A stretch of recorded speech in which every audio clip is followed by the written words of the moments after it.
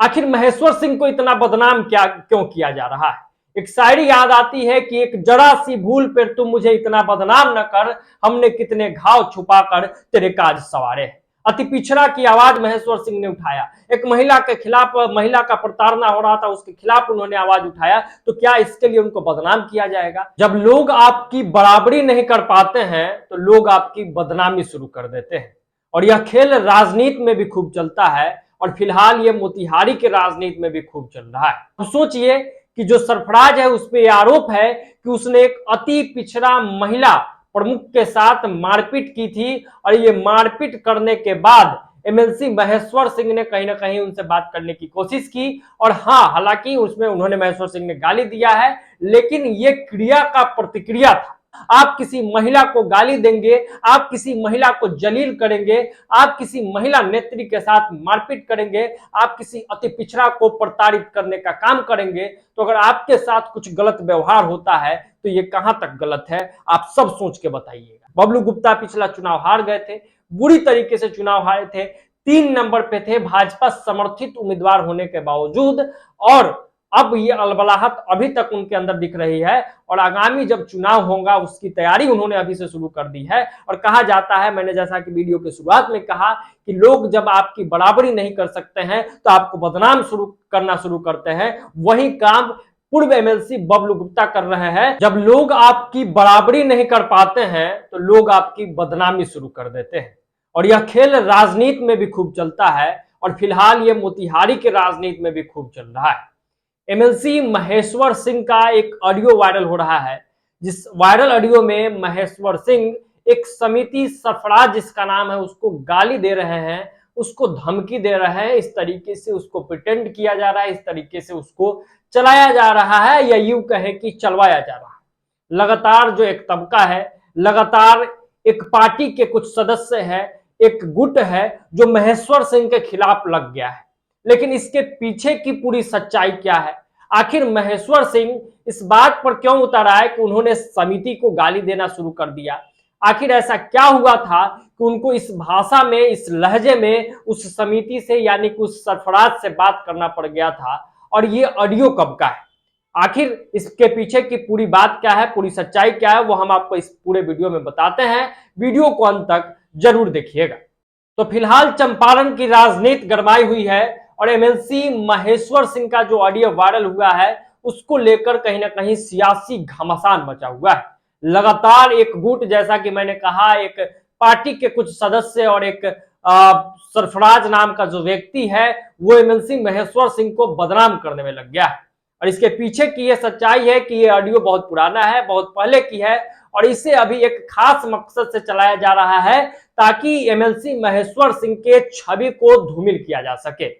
अब सोचिए कि जो सरफराज है उस पे आरोप है कि उसने एक अति पिछड़ा महिला प्रमुख के साथ मारपीट की थी और ये मारपीट करने के बाद एमएलसी महेश्वर सिंह ने कहीं ना कहीं उनसे बात करने की कोशिश की। और हाँ, हालांकि उसमें उन्होंने महेश्वर सिंह ने गाली दिया है, लेकिन ये क्रिया का प्रतिक्रिया था।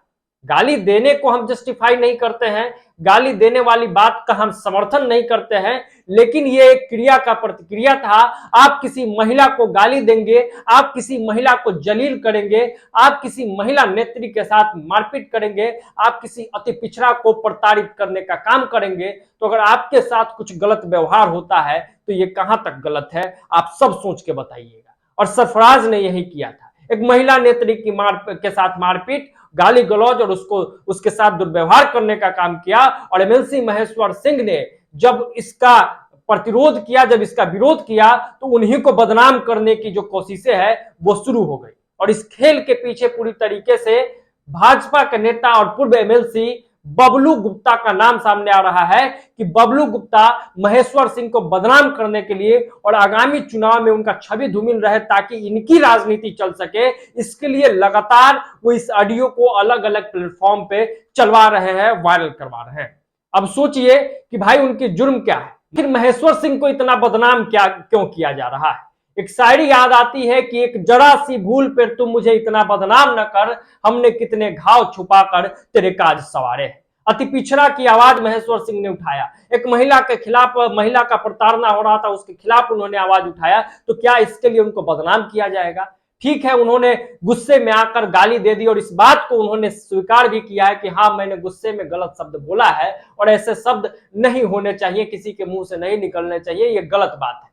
तो पीछे की सच्चाई आप देखिए, सिर्फ एक पक्ष को नहीं देखिए, एक वायरल चीजों को नहीं देखिए। आखिर कोई व्यक्ति एग्रेशन में है, आखिर कोई व्यक्ति गुस्से में है, तो उस गुस्से के पीछे की वजह को भी जानने की कोशिश कीजिए। एक पूरी तरीके से राजनीति है। बबलू गुप्ता पिछला चुनाव हार गए थे, बुरी तरीके से चुनाव हारे थे, 3 नंबर पे थे भाजपा समर्थित उम्मीदवार होने के बावजूद, और अब ये अलबलाहट अभी तक उनके अंदर दिख रही है और आगामी जब चुनाव होगा उसकी तैयारी उन्होंने अभी से शुरू कर दी है। और कहा जाता है, मैंने जैसा कि वीडियो के शुरुआत में कहा, कि लोग जब आपकी बराबरी नहीं कर सकते हैं तो आपको बदनाम करना शुरू करते हैं। वही काम पूर्व एमएलसी बबलू गुप्ता कर रहे हैं और वो महेश्वर सिंह की बराबरी नहीं कर पा रहे हैं राजनीतिक तौर पर, इसलिए उनको बदनाम करने की कोशिश, उनके छवि को धूमिल करने की कोशिश कर रहे हैं। एक खास धर्म में सीधे सीधे कहें तो मुसलमान वर्ग में एमएलसी की छवि को धूमिल किया जा रहा है। साथ ही साथ जो लोग सोशल मीडिया पर जुड़े हैं,